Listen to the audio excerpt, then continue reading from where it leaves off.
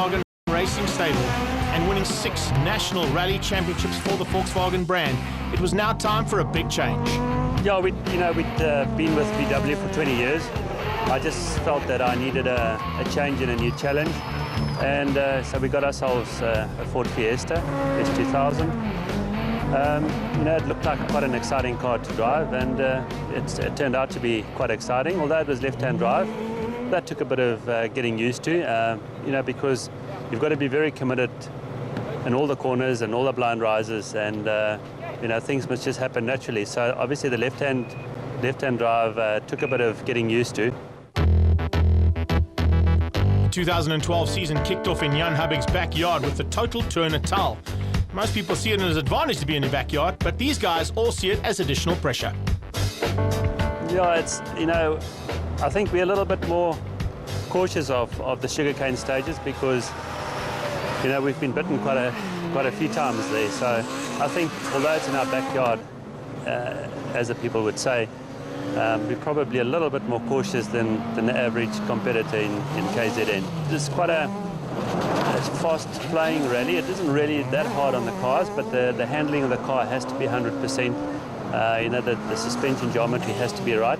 We got the car like a week or two before the event, so we didn't have a lot of testing, and we didn't really have a reference to say whether it was good or bad.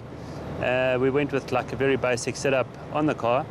It was fairly okay, but it wasn't working all that well. And then as the rally progressed, we did some changes. We had an engineer from M Sport, and it just got better and better through the rally, and we didn't have anything major happen. The car went well, and we finished 4th.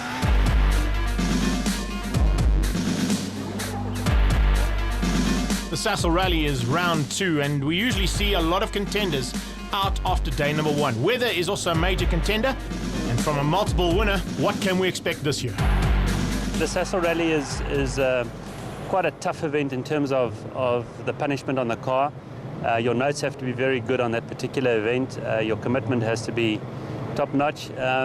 Quite a tricky rally, very easy to make a mistake, damage the car, lose a lot of time. So we had a fairly good event, nothing out of the ordinary, except that the road surface was very different to Durban. So once we got the car sorted for Durban, then the road surface changed, and we also struggled a little bit in the first half of the event to really understand what we need to do with the car to make it work properly. But it's generally quite a good event, and I personally enjoy the forest stages and the Sasol in particular. Another finished 4th on that one, nothing major happened. We felt fairly comfortable in the car, although we've come to realize that it actually does need quite a lot of testing and preparation before the event and setting up for the particular road surfaces on each event. So that's been a bit of an issue at the moment, because it's quite difficult to test with one car and race it as well. The cars are quite high maintenance, they're quite expensive to run per kilometre. So the ideal situation would be to have like a test and a practice car as such. That would be the ideal, and I think we need to look at that. We stayed inland for round number 3 of 2012 with the Toyota dealer Gauteng Rally. Yeah, the Gauteng Rally is generally the roads are sort of quite flat, into mealie fields, lots of straights, 90 rights, 90 lefts. Not a lot of technical stuff. Not my favorite event, but for us it was a fairly good event. We got quite a nice setup on the car for that rally. We got ourselves into the lead, and then we had a puncher. So yeah, it was another 4th on that event, but generally it was a fairly good event for us.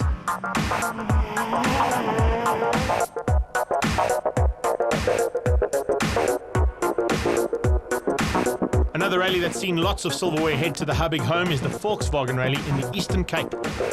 Challenging for various reasons. Weather is normally one of them, and of course the route itself is very technical.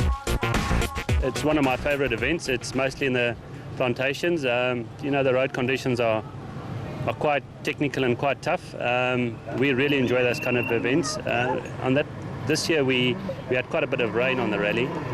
The roads are very, very wet and slippery, and we found a very good setup on the car. We managed to get into the lead as well, and then we had a windscreen failure in the sense of the demister stopped working, and we lost some more time, lost 20-30 seconds, got down to 2nd, and that was we couldn't do much more than that. It was most unfortunate. We're fairly comfortable with the car, basically right from the word go. It is quite easy to drive in terms of rally cars. The suspension is very good. The guys that designed the suspension really spend quite a lot of time on it, and I find it quite easy to drive, irrespective whether it's left-hand drive. Once you get going in the stages, whether you sit left or right of the car, it really doesn't matter that much. Breaking from tradition, and round 5, the Rally of South Africa, a World Rally Championship observation event, saw them head back into the Zulu Kingdom. Yeah, they used roads sort of in the Thousand Hills, Valley of the Thousand Hills area. Yeah, I didn't like that particular rally in the sense that the roads went through a very densely populated area, and the chances for something going wrong was very high, and the risks are very high. And I think for rallying in South Africa, we don't need those kind of risks. In fact, they had to cancel in a stage because of too much road traffic and pedestrians in the area. Yeah, as far as the car was concerned, we did try a new design dampers. Yeah, something did go wrong and it didn't work that well. So we battled for the first 3 stages, found ourselves a little bit down the field, and managed to work our way back to 3rd or 4th. And yeah, it was a fairly okay event, but the roads weren't that great. I think we've got much better roads on the coast to use than trying to go to Richmond, because they were just like very fast and open. Really not a lot of skill. It was all about the car there. Our participation in rallying is really just because we enjoy it. So it's not really the main focus. Is really not to win championships. We just enjoy competing. We enjoy doing the events. We enjoy preparing the car. So, we had an opportunity to go and drive overseas. So that was our first choice for that event. After missing the 2012 Toyota Dealer Cape Rally, they headed off to Polokwane, where he had a lot of work to do, but still maintained 3rd place in the championship. Things started off really well for Jan Habig and his crew, and at the 4th stage, they were up to 2nd place and closing on the leaders. However, a power steering and a lateness penalty dropped them down into 7th place, but maintained 3rd place as they headed to the final round of the 2012 championship, the Garden Route Rally.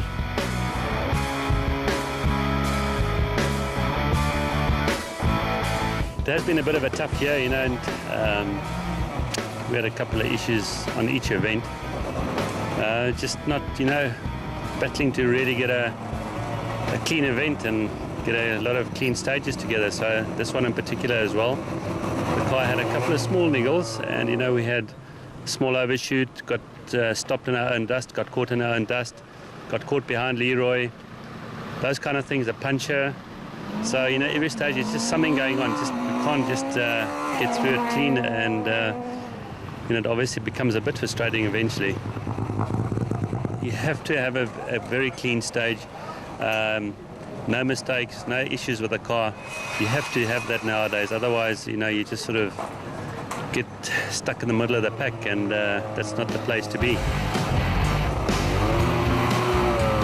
S2000 Ford Fiesta was lying in the top 5 at this stage and looking good for a possibility of a podium. However, with the amount of punctures that happened on day 1 and the amount of lead changes due to those punctures, it just made for great rallying. Yeah, it's actually quite good for the sport itself, and it just shows you that the whole sport of rallying has progressed and moved on to another level. And we have at least 10 guys, 12 guys that are in the front and have got an opportunity and potential to win. So, you really have to do everything right all the time. Your notes have to be right, the car has to be right, the driving has to be right to get the good results. The driving was almost perfect, and unfortunately, on the way to the final stage, a slight malady on the car, breaking the steering bolt, and a time bar being put onto the car, dropping them out of the top 3 in the championship. A big pity there for the team. But that doesn't stop him from looking into 2013 and into the future. How many rallies are we going to get out of Jan Habig? Our involvement in rallying at this point is really just because we enjoy it, and I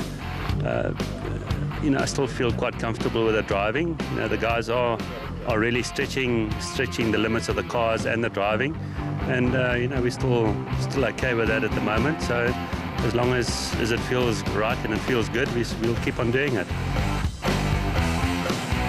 The car certainly looked good, and just missing out on a top 3 championship in 2012, Habig is fired up for 2013. And we go and join him after the break as he goes on to the international side of things at the World Rally Championship, the Wales Rally of Great Britain.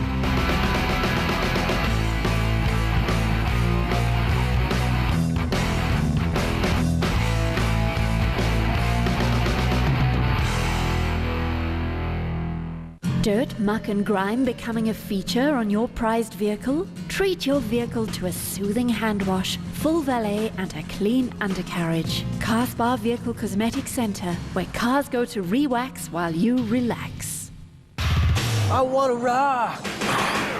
I go from the snow, I'm getting snowballs thrown at me, to the sea, in search of a Carrera GT. And I learn a few things along the way. I'm gonna get fired for washing the car the wrong way.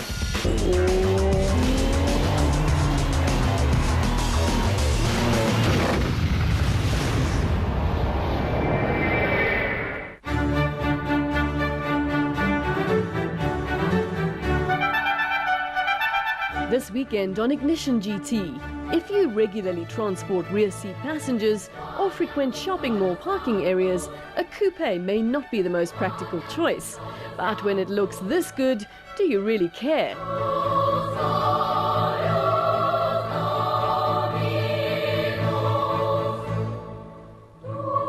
We take a look at some of our favorite two-doors from 2012, from the attainable to the extravagant.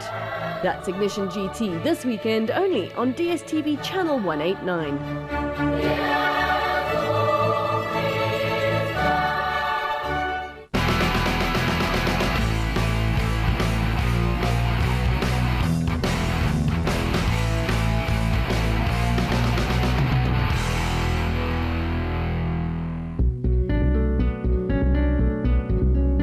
Welcome back to our Inside of the 2012 season with Jan Habig. We're in Wales, and it's the 80th running of the Rally of Great Britain. Jan, what made you come across for this absolutely historic event? At the beginning of the season, I decided to drive a Ford S2000, and I went over to M Sport in the UK, and we had a fruitful meeting and acquired the Ford, brought it back to South Africa, and then we've been in contact with them for quite a while now, and the discussion of WRC came up, and I said, well, you know, one day I'd like to do that again at some stage. And then about a month and a half ago, they said, well, why don't I do the Rally GB? And I thought about it for about half a second, and I said, yes, that's a good idea. As part of the M Sport team, why was the decision to do the Wales Rally? I did rally here a couple of years ago, and it's got quite a similar feel to some of our forest stages like the Sasol and the BW Rally in South Africa, and because we had done it before, I thought, you know, yeah, I'd like to come back and give it another go. If you're at the pinnacle of your career, that means multiple national titles and lots of race wins. Why come and do it now? Well, it's really not a question of pinnacle of your career. I think it's really, you know, we do the sport as our hobby, and we enjoy what we do. So the issue was really, it looks like an interesting event. It looks like a challenging event, and you know, if the opportunity is there to do it, why not? So yeah, we've got the opportunity, and we've now done what we had to do to be here. And of course, coming to play in M Sport's backyard is not a bad idea, is it? Of course not. You know, they're a very professional team, probably the most professional team in the championship. They focus a lot on customer cars, which our car is one of their customer cars. And, you know, you get the spin-off from the WRC effort, and the guys have got lots of knowledge of the stages, and, you know, probably that's the best deal one can put together for yourself. And Robbie Durant as your navigator? As far as the navigators are concerned, I decided to use someone that's from the area, someone that M Sport recommended, and I think you know, they would have the knowledge of who would have the right experience to navigate for us. And yeah, we got hold of Robbie Durant. He's been around with Alistair Fisher and a couple of the sort of well-known guys. And so far he's done a very good job. He's been sort of very helpful in some of his opinions on the notes. On the rally itself, we had to make our own notes, which is also a bit challenging because you get one pass to make the notes, a second pass to go and check them, and they have to be right.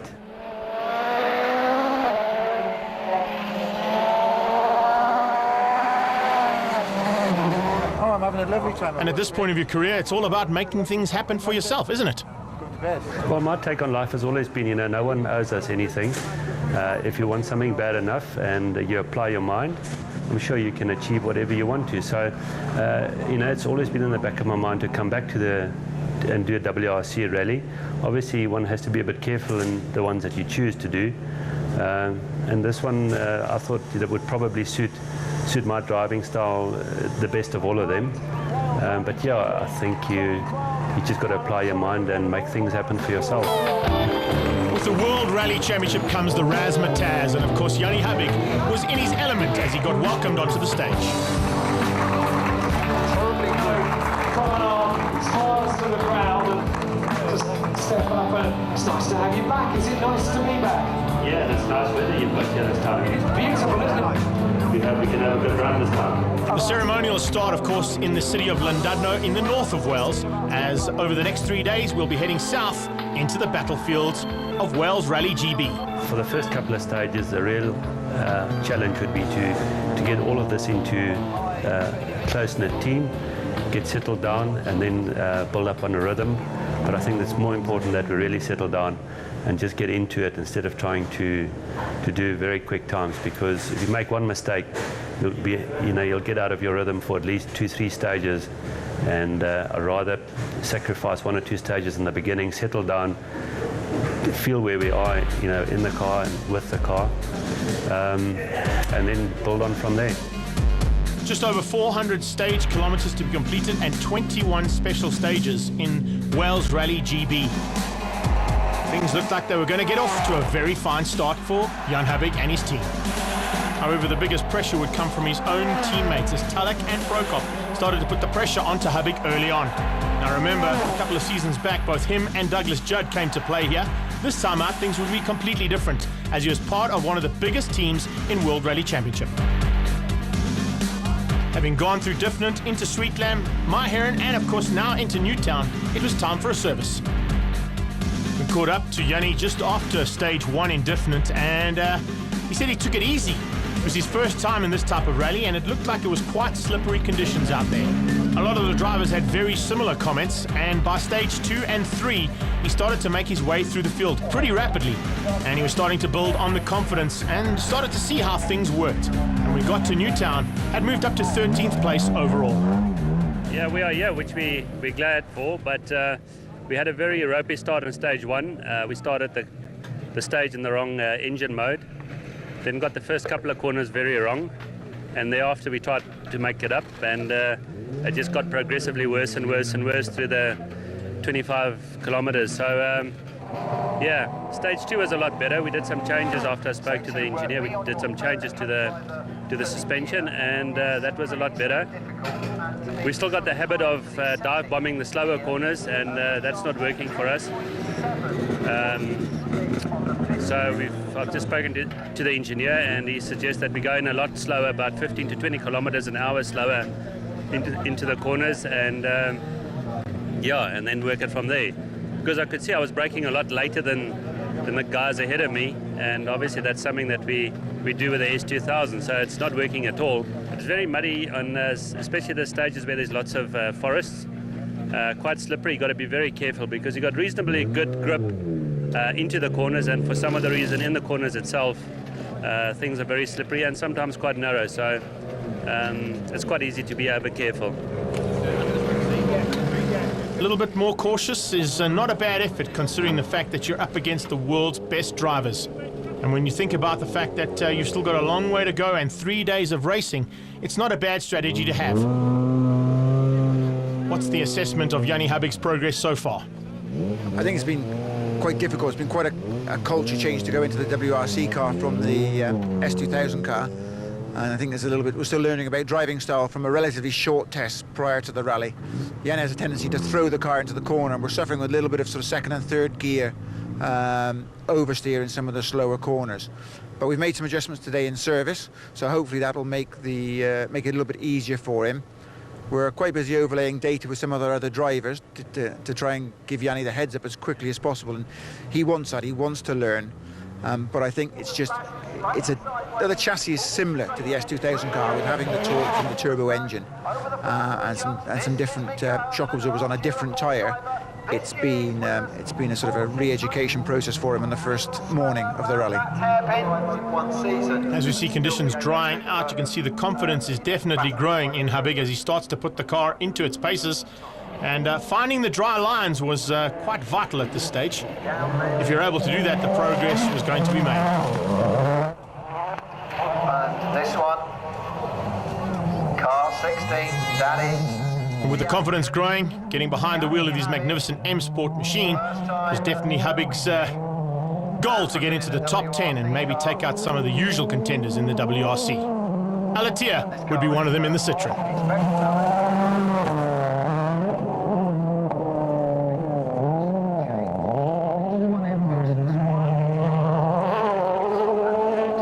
After finishing the first 6 stages on day 1, the teams all made their way towards Cardiff and into the service park there to set up for day 2 and have a final assessment of how day 1 had gone. Yeah, look, the objective was to get to the end of the first leg without touching the car, so that we've done. But we're still working hard on trying to find a solution of how to drive it, and we've done a couple of changes as the day progressed, but the last stage wasn't very good. You know, we'd just changed too much. So at this stage it is a bit of a struggle, and yeah, we're not the happiest at the moment, but I think, you know, we'll sit down tonight and have a look at what happened during the day and see if we can come with a better solution tomorrow. Is the M Sport team going to make any significant changes tonight? We've spent quite a bit of time with Yanni tonight just trying to decide what we want to try and achieve tomorrow. We've been working on some driving style things today. Today was quite tricky, it was slippery under the trees, the grip level was changing all the time. Tomorrow we're expecting a much drier day, so we're adjusting certainly our front spring to suit what we anticipate the weather to be tomorrow. Changing a little bit the rake of the car to stop some of the mid-corner issues that Yanni was getting today. Nothing massive, nothing major, just trying to tweak it and work on his driving style. It's clearly evident he's not been in a turbocharged car for some time. And it's quite different to drive than a normally aspirated car, so it's looking at other people's data, seeing what pointers we can give Yanni to try and smooth out some of the bits and pieces that we're seeing from today, but nothing life-threatening or life-changing. Overnight rain and slippery and very misty conditions as we headed up to Landovery and the first special stage for day 2.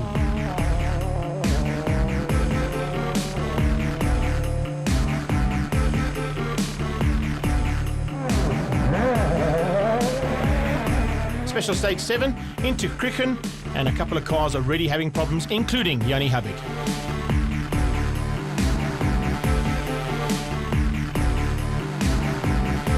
Yeah, it was quite misty this morning. We were second on the road.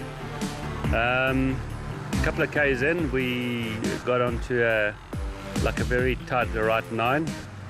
Came in quite fast, probably 2 gears too fast. We tried to go for the inside of the corner, tried to tuck it right in. The car spun around and then it went backwards. And it stayed on the road for quite a while, and then right at the end it just went over the camber of the road and into a small ditch, and that was it. I think it's very tricky, Crichen, this morning in the fog. It's quite cold in there, the low cloud. I've actually just seen the in-car video from Novikov's car at the place where Yanni gone off. You can see Yanni's car clearly in a ditch on the left-hand side of the road. Yeah, it was tricky. I think he was, trying to get a good stage in this morning. Speaking to Robbie, they'd had a good stage up until that point.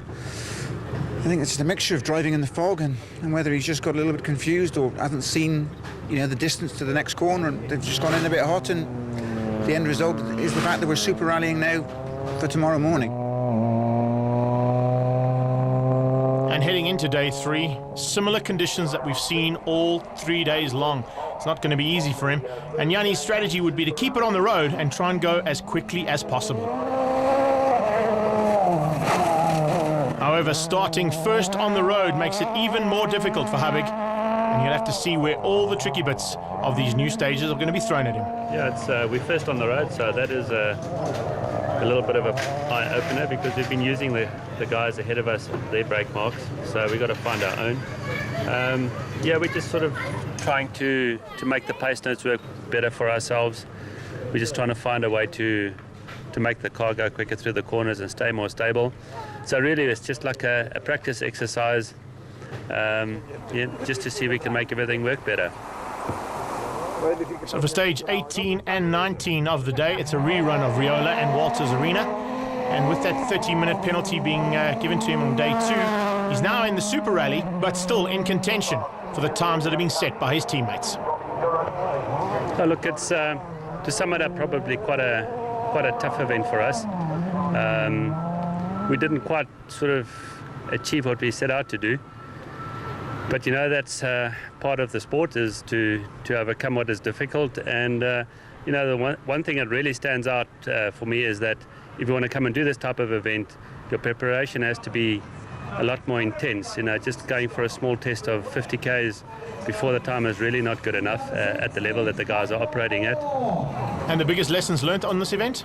I think the level of professionalism from the organisers' point of view, from the Ford M Sport guys, is very, very high, and I think that really stands out for me is the level at which the guys do everything and the effort that they go to make sure that things are done correctly. Any moment now. After your second outing, and a bit of a tough one, do you know where you stand when it comes to the level of competition in the WRC? Yeah, I think it's a lot higher than most people would imagine. It is higher than I thought it would be, but I think it's just because the guys really work at what they're doing. They're working at their notes, they're working at their own abilities, they're working on the cars, they're working on the events. They're really on top of what's going on, and that's what you have to do to be at this level. After an eventful Wales Rally GB, and with 2013 around the corner, will this experience pay off next season? A big thanks to Basil Reid for all this action.